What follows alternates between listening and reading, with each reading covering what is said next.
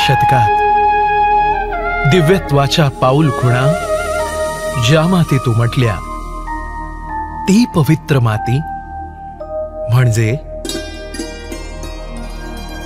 महाराष्ट्र राज्यातील अहमदनगर जिल्ह्यातील श्रीरामपूर तालुक्यात गोदावरी नदीच्या काठी वसलेले डोमेग्राम होय। डोमेग्राम हे श्रीरामपूर ते नेवासा या मार्गावरील भोकर गावापासून 9 किलोमीटर अंतरावर आहे। तसेच टाकळी भान या गावापासून उत्तरेस 7 किलोमीटर अंतरावर आहे। आजचे कमालपूर हे 12व्या शतकातील डोमेग्राम या नावाने ओळखले जात होते। डोंबाई या तत्कालीन ग्रामदेवतेवरून हे नाव रूढ झाले होते। डोमेग्राम या गावाला सध्याला कमालपूर या नावाने ओळखलं जातं। मुस्लिम राजवटीमध्ये काही गावाचे नाव बदलली गेली, जसे खातेगावचं हमरापूर, गव्हाणचं ममदापूर, तसं डोमेग्रामचं कमालपूर असं झालं। पण मानभावी ग्रंथामध्ये आणि समाज जीवनामध्ये डोमेग्राम हा शब्द रूढ आहे। सर्वज्ञ श्री चक्रधर स्वामींचे डोमेग्राम येथील 3 मठांमध्ये 6 महिने वास्तव्य झाले। महानुभाव संप्रदायातील लीळा चरित्र व स्थानपोथी या प्रमुख ग्रंथांचा आधार घेऊन 12व्या शतकातील त्रयमठ आज आपण अनुभवण्याचा प्रयत्न करूया। नाशिक त्र्यंबकेश्वर पासून उभय गोदावरीच्या तीरी खेळ क्रीडा करीत श्री चक्रधरांचे आगमन या डोमेग्रामीच्या त्रयमठामध्ये झाले। गावाच्या वायव्य दिशेला उंच भूभागावर असणारे हे वैभवशाली असे 3 मठ होय। महाद्वारातून आत प्रवेश केला की प्रथम केशव मठ म्हणजेच प्रसन्न मठ, मध्ये नारायण मठ म्हणजेच उंच मठ व शेवटी नृसिंह मठ म्हणजेच राजमठ असे क्रमाने येतात। या 3ही मठांना चहू बाजूंनी भक्कम असा परकोट होता, त्यास जगती असेही म्हणत। या जगतीचे मुख्य प्रवेशद्वार दक्षिणाभिमुख होते, त्यास महाद्वार म्हणत। या जगती लगत 4 स्वतंत्र पट्टीशाळा होत्या। महाद्वारामधून आतमध्ये प्रवेश करत असताना पश्चिम बाजूला 3 खणांची पट्टीशाळा होती।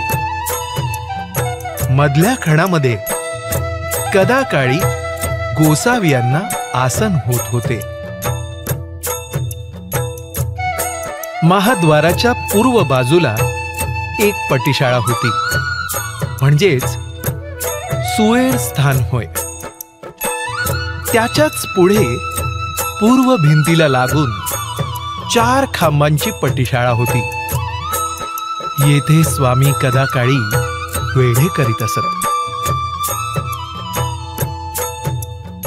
परकोटाच्या उत्तर भिंतीला देखील पट्टीशाळा होती। या ठिकाणी प्रवासी थांबत असत। कोलेकर परंपरा, भोजने परंपरा आणि विद्वंस परंपरा 3 परंपरेचे मठ होते। प्रसन्न मठाच्या दक्षिणेला भोजने परंपरेचा मठ होता, उंच मठाच्या पश्चिमेला कोलेकर परंपरेचा होता आणि राजमठाच्या पश्चिमेला महंत मालव्यास विद्वांस यांचा मठ होता। सध्याला मालव्यास विद्वांस आणि कोलेकर मिळून त्या जागेमध्ये विद्वांस महानुभावांचा आश्रम आहे। संप्रदायामध्ये तीर्थस्थान वंदनाला महत्त्व आहे। त्यापैकी महत्त्वाचं क्षेत्र श्री क्षेत्र डोमेग्राम आहे। सर्वज्ञ श्री चक्रधरप्रभूंचं या ठिकाणी 10 महिने वास्तव्य झालं, पैकी 6 महिने राजमठामध्ये स्वामी होते। या डोमेग्राम क्षेत्राच्या ठिकाणी सर्वज्ञ प्रभू 10 महिन्याच्या वास्तव्यामध्ये दररोज विहरणाला जात असत। गोदा नदीच्या दक्षिण काठावर पाणवठ्याच्या जवळ यमलाजून, पिंपळ, लिंब हे वृक्ष होते, ज्या तळी स्वामी जाऊन बसत आणि निरूपण करत। लिंबाला आणि पिंपळाला स्वामींचा संबंध होता। पैकी लिंब पुढे जाऊन जळाला वाळला, त्याचे काष्टपात्र आणि मणी वंदनामध्ये आलेले आहेत। सर्वप्रथम आपण स्वामींचे 6 मास वास्तव्य असणाऱ्या या राजमठाला पाहूयात.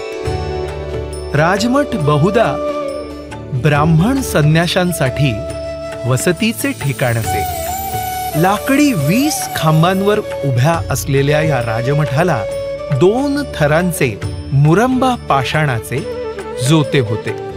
जोत्यांवर जाण्याकरता 3 पायऱ्या होत्या. त्या पायऱ्यांना लागून पूर्व व पश्चिम सोंडीचे 2 चिरे होते. त्यावर प्रसंगी स्वामी उभे राहत. सर्वज्ञांच्या प्रथम आगमनाच्या वेळी दाई भागवत या सद्भक्ताकडून सर्वज्ञांनी राजमठात ओटा तयार करून घेतला होता. हा ओटा मठात प्रवेश करताना डाव्या बाजूला आणि नृसिंह प्रतिमेच्या उजव्या बाजूला पश्चिम भिंतीला लागून उत्तर दक्षिण असा आहे. श्री चक्रधरांना नित्यदिनी प्रातःकाळचा व सायंकाळचा पूजा अवसर या ओट्यावर होत असे. पश्चात प्रहरी सर्वज्ञ सकळ जीवांच्या उद्धारासाठी चिंतन करत व विलक्षण पूजा अवसरी भक्तजनांना ज्ञाना प्रेमाचे दातृत्वही करत. अनेक महत्त्वपूर्ण लीळा डोमेग्राम नगरीत घडलेल्या आहेत आणि म्हणून पंडित बायदेव व्यासांनी अवघे विषय डोमेग्रामी असती असं म्हटलेलं आहे. सर्वज्ञांच्या या वास्तव्यामध्ये अनेक महत्त्वपूर्ण लीळा घडलेल्या आहेत. त्याचप्रमाणे परमेश्वराचं एक ब्रीदवाक्य आहे, ज्ञानदेवने उद्धरती. म्हणून डोमेग्रामच्या वास्तव्यात सर्वज्ञांचा ज्ञानदानावरती विशेष भर होता. भक्तजनांचा कर्मनाश होण्याच्या उद्देशाने विविध व्यापार करून घेणे, साधन चरितत्वाच्या दृष्टीने विलक्षण महापूजांचे आयोजन, पश्चात पारी जीवांचे चिंतन, परिसर सात्विक शुद्ध व्हावा म्हणून दिशांचे अवलोकन, अशा महत्त्वपूर्ण लीळा डोमेग्राम या ठिकाणी घडलेल्या आहेत. एवं व्यक्तिमत्व घडवण्याच्या दृष्टीने स्वामींनी त्या ठिकाणी अनेक प्रकारच्या क्रीडा केल्या.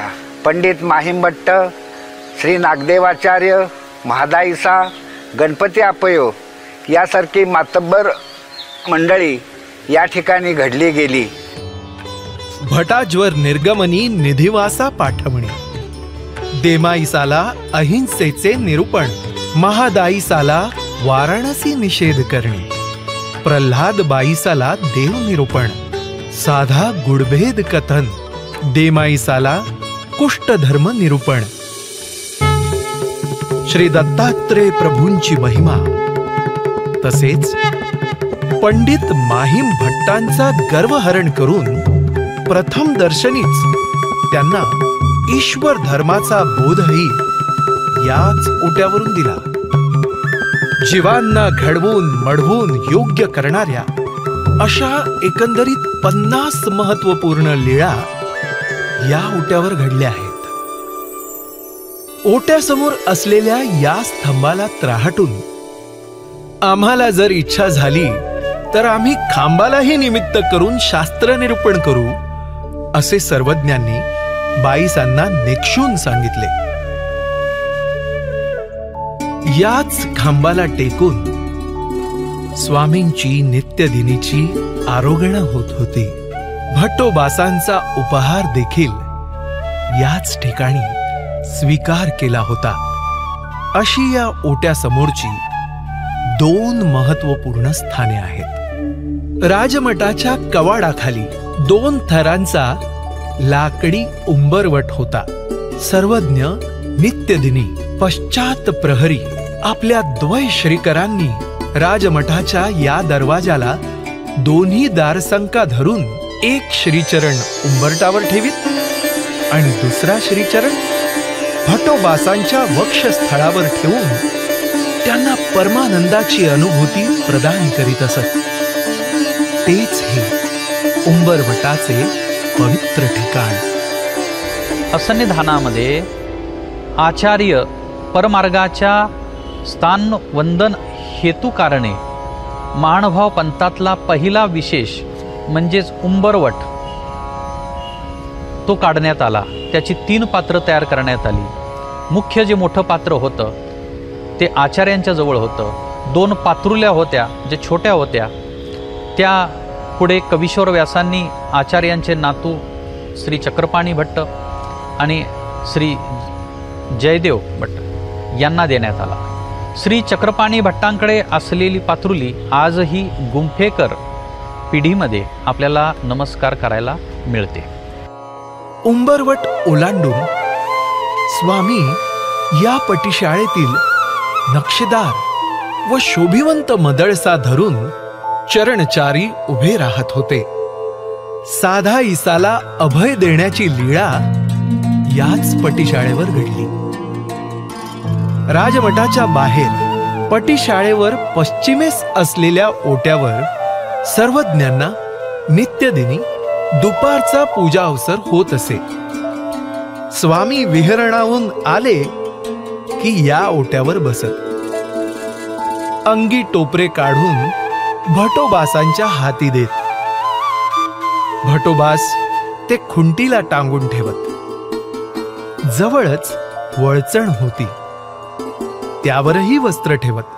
भाळ प्रदेशावर चंदनाचा आडा रेखीत व अक्षतेने अर्चन करून बाईसा नित्यनेमाने स्वामींच्या ठाई दुपारचा पूजा अवसर करत असत.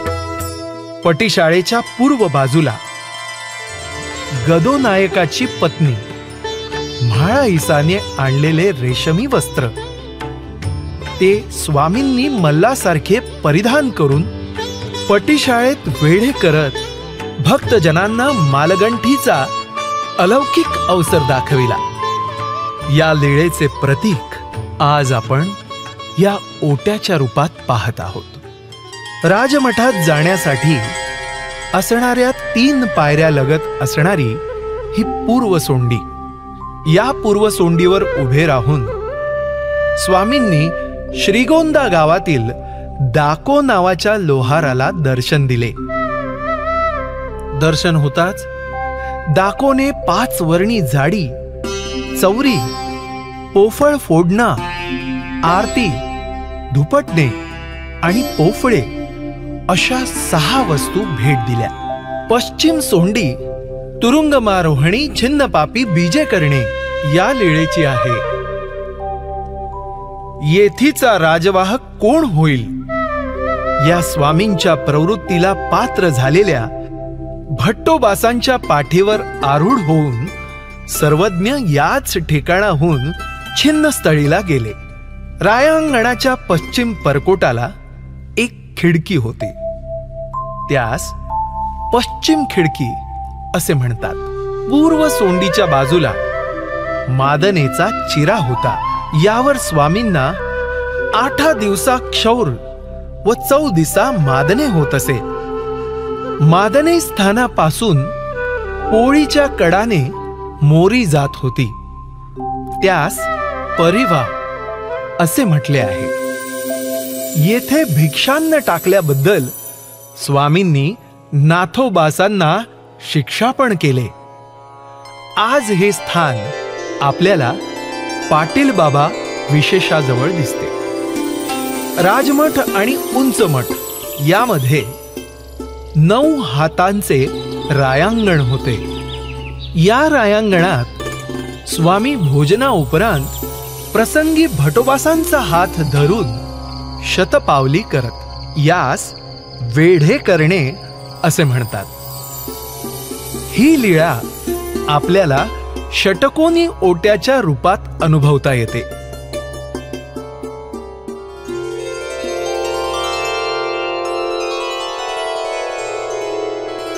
रायांगणाच्या दक्षिणेला उत्तराभिमुख नारायण मठ म्हणजेच उंच मठ आहे. दोन्ही मठापेक्षा हा मठ साधारण उंच आहे, म्हणून यास उंच मठ हे नाव देण्यात आले. हा मठ पाषाणाचा असून 16 खांबांवर त्याची उभारणी करण्यात आली आहे. वरचे छत पूर्वी पाषाणाचे होते. आजही या मठाचे काही अवशेष आपणास पाहण्यास मिळतात. प्रद्धाचारात आढळणारा, परंपरेने बोलला जाणारा हा 18व्या शतकातला जीर्णोद्धार परणकर महानुभावांच्या नियोजनातून आणि हरकूबाई होळकर यांच्या आर्थिक निधीतून या मठांचा जीर्णोद्धार झाल्याचं आढळून येते. त्यांना महानुभाव पंथाचा अनुग्रह होता.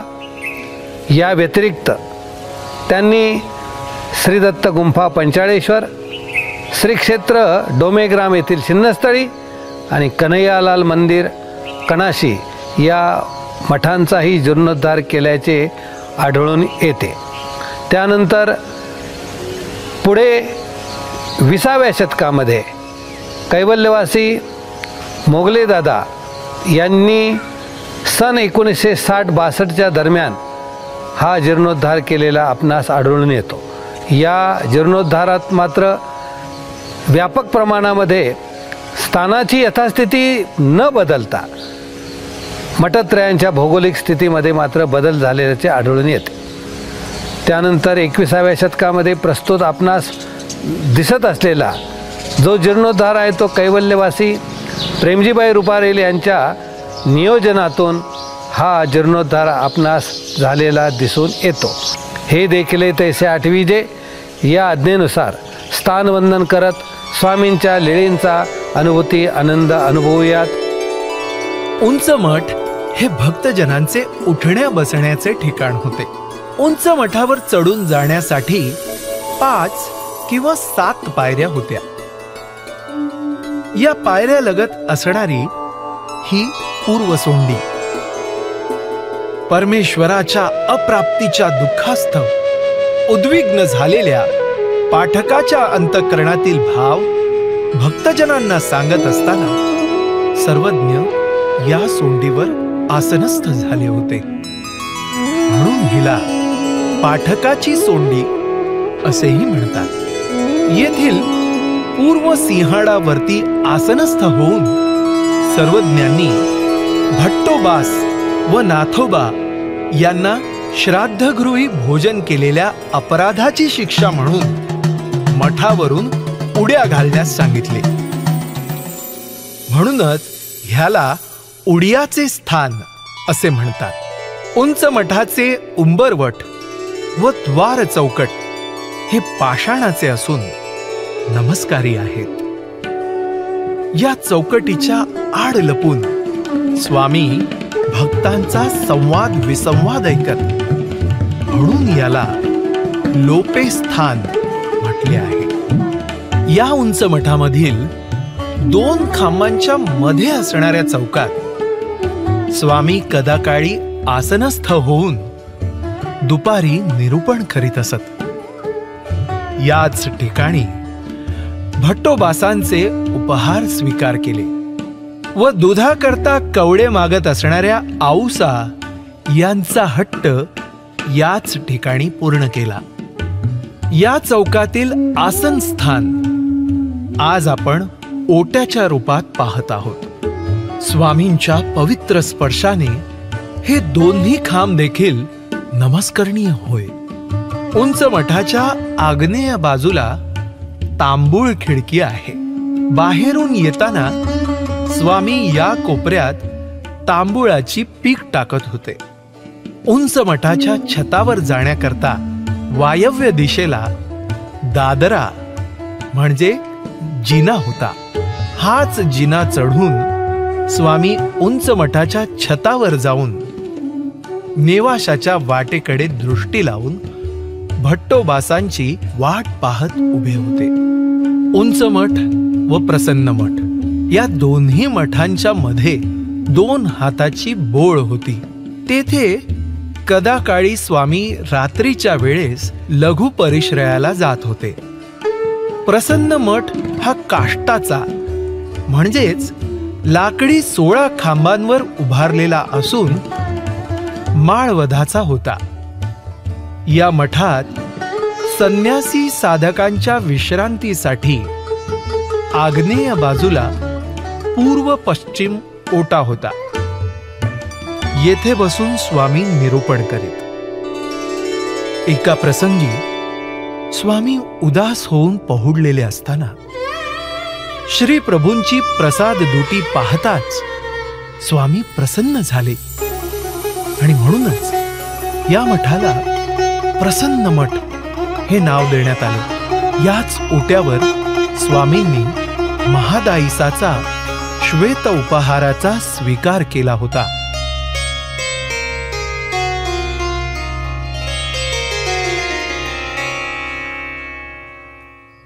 एका प्रसंगी मध्यान्ह रात्री स्वामी जेव्हा मठाच्या वरती उभे होते तेव्हा स्वामींच्या श्रीमूर्तीपासून प्रकाश निघाला। सर्वज्ञांच्या मूर्तीचा तो प्रकाश रेई नायकांच्या अंगणात पडला। प्रसन्न मठाच्या दक्षिण भिंतीला असणारा हा लहानसा ओटा आपल्याला त्या प्रकाश दर्शनाची लीळा आठवण करून देतो। परकोटाच्या पश्चिम भिंतीकडे स्वामी पश्चात प्रहरी दीर्घ परिश्रयासाठी जात होते। त्याचे प्रतीक म्हणजे हे दोन्ही ओटे। प्रसन्न मठाच्या बाहेरील बाजूला 8 खांबांवर उभारलेली उत्तर दक्षिण सैन पटिशाळा होती। स्वामी छिन्नस्थळीवरून येताना पावसात भिजले। तिमलेली म्हणजेच ओली वस्त्रे फेडून रेई नायकांकडून आलेली नवीन वस्त्र परिधान केली व या पटिशाळेवर रेई नायकांचा उपहार भक्तजनांसह स्वीकार केला। महाद्वाराच्या पूर्व बाजूच्या पटिशाळेवर सर्वज्ञांनी नाथोबान करवी एका निराश्रित स्त्रीचे सुएर म्हणजेच बाळंतपण करविले।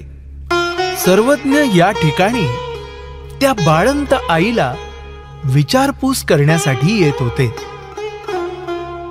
तिन्ही मठाचे मुख्य प्रवेशद्वार म्हणजेच हा महाद्वार ज्याला स्वामींचा पवित्र स्पर्श होत होता। या ठिकाणी स्वामींनी भट्टोबासांना भिक्षांनाचे महत्व निरूपण केले। नित्यदिनी विहरणाला जात असताना महाद्वाराच्या बाहेरील बाजूस चरणचारी उभे राहून सर्वज्ञ दिशा अवलोकुनी अमंगल असणाऱ्या दिशा मंगल करीत होते ते हे ठिकाण होय। अशा प्रकारे परब्रह्म परमेश्वर अवतार सर्वज्ञ श्री चक्रधरांच्या श्री चरण स्पर्शाने पावन झालेल्या या डोमेग्रामच्या पवित्र भूमीला अभिवादन करूया।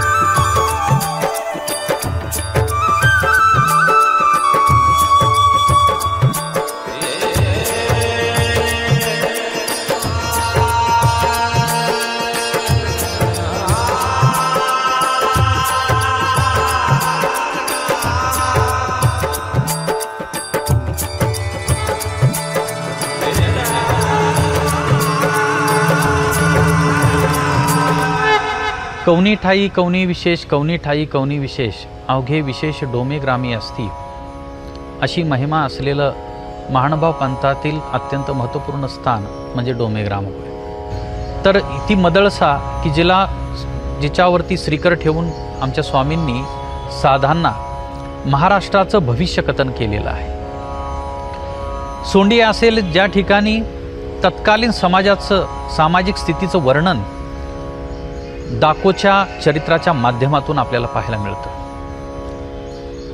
ती सोंडी आहे ज्या ठिकाणी पाठकाचा अत्यंत भाव आपल्याला दिसतो। भिंत आहे, ओटा आहे, ज्या ओट्यावर बसून पंडित माहीमभट्टांच्या भेटीचं तथा त्यांच्या बोध संक्रमणाची ती लीळा आपल्या विस्मरणात कधीच जाऊ शकत नाही। खिडकी आहे जी तांबूळ खिडकी आहे, जिला पाहताच आचार्य भाईदेव व्यासांचा विरह अनावर झाला। हे ते स्थान आहे की ज्या ठिकाणी महानुभाव पंथाचे पहिले आचार्य श्री नागदेव यांचा मृत्यू सर्वज्ञांनी चुकवलेला आहे। हे तेच स्थान आहे ज्या ठिकाणी अखंड ब्रह्मविद्येची गंगा प्रसवलेली आहे। या ठिकाणी असलेले तिन्ही मढ आणि या वास्तूतून प्रगट होणाऱ्या सर्वज्ञ प्रभूंच्या एक एक लीळा म्हणजे एक एक रत्न आहे. स्थानाच्या ठिकाणी असलेल्या द्वैशक्ती, कृपा आणि माया या साधनवंतांना वरदान ठरलेले आहेत आणि म्हणून अशा या डोमेग्राम नगरीचं महत्त्व हे अपूर्व असं प्रकारचं आहे. अशी ही डोमेग्राम नगरीची महिमा जाणल्यानंतर असे वाटते की डोमेग्राम म्हणजे अव्यक्तमंत परमेश्वराच्या कृपेचे व्यक्त प्रवेशद्वारच होय. त्रयमठातील ईश्वरीय लीळांच्या पवित्र श्रुती अंतःकरणात साठवून ईश्वराच्या अलौकिक स्वरूपाचे दर्शन घडवणाऱ्या या पवित्र वास्तूला आपण साष्टांग दंडवत प्रणाम करूया.